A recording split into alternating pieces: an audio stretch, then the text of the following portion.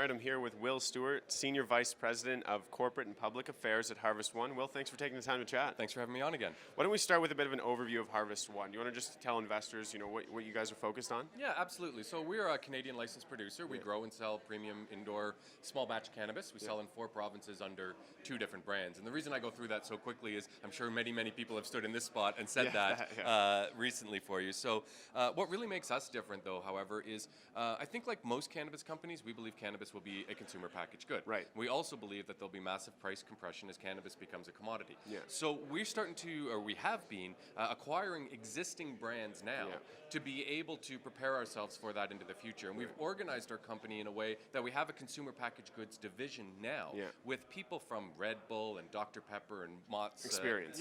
Things like that. So we've got the experience, we've got the ability to learn and do contract manufacturing of our products now, have that supply chain, that distribution across North America, even into Europe, and another product across Canada. So, we're taking those steps now, and sometimes I think people overlook us because we're a small grower, but there's so much more to our company than just growing and selling cannabis. And so you were on a panel yesterday talking about brands and distribution.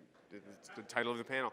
So what were some of the key takeaways from that panel for investors who couldn't be here? Yeah, absolutely. So, as I said, we have that consumer packaged goods division now, and if you believe that cannabis will ultimately be on the shelves of major retailers, particularly in the United States with CBD from hemp, then we're already taking steps today. We're dealing with Walmart USA, we're dealing with CVS, we're dealing with Walgreens, we're dealing with places like that. So we understand what those people are looking for, how to work with them on their planograms and stock their stores. And I should say, these are not with cannabis products, and that's what makes it different. We can get that experience by having non-cannabis products that we will infuse, of course. And you had said before in our previous interview that you like the idea of being able to bring people trusted brands, and they're going to come to cannabis, and you're going to have that product by getting them on with non-cannabis products. Right? So it's a little bit of a different approach than most cannabis companies are taking. Most cannabis companies are developing their own brands and pushing them out. We have bought brands that are already in people's medicine chests across North America, and we will infuse them and move them over. And that becomes a cannabis success story as well for a brand that people already know and trust and believe in. Yeah. And so with these brands that you've already acquired, how many points of distribution do you guys have? Yeah, so again, another differentiating factor for us. Our Dream Water product is in 30,000 stores across North America. Our Delivra, it's topical pain relief cream. It's a Canadian brand right now, so it's in 6,000 stores in Canada, but that will be coming to the U.S. to those same distribution partners. And then we have a proprietary CBD pill in Europe that's available online across Europe, but more importantly, in about 2,000 stores in the UK and Ireland, right on store shelves, not behind the counter, right on those shelves. Excellent. Well, obviously that's a huge differentiator because in these other markets where cannabis isn't legal, you guys are able to build that brand trust and that penetration.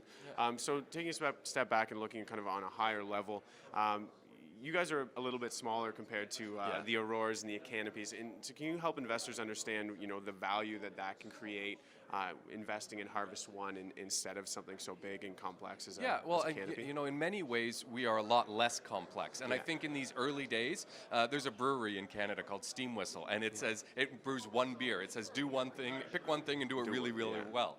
So we haven't really done that, but it's the same type of philosophy. We're small-scale growers, and that's great. And I think in Canada, in the early days, people rewarded the large-scale growers more than the small, and that's fine. We missed that train. That's okay. But we have the distribution that other people covet.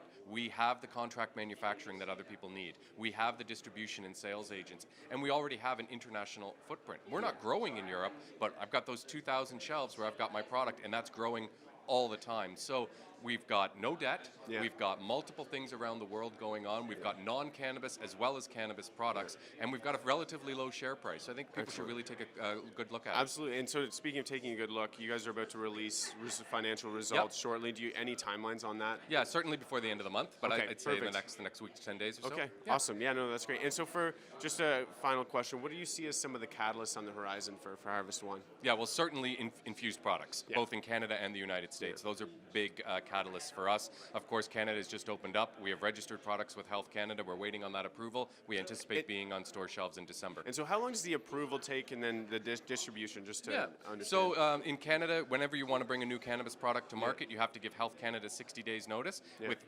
flower, that's typically a lot less, but Okay. Health Canada has said we're taking the full 60 days this time. So the earliest you will see products on shelves is sort of mid-December. Yes. Conservatively, I'd say, Happy New Year. Yeah, okay, sounds good. Excellent. Well, thank you very much for taking the time to chat, Will. Thanks so much.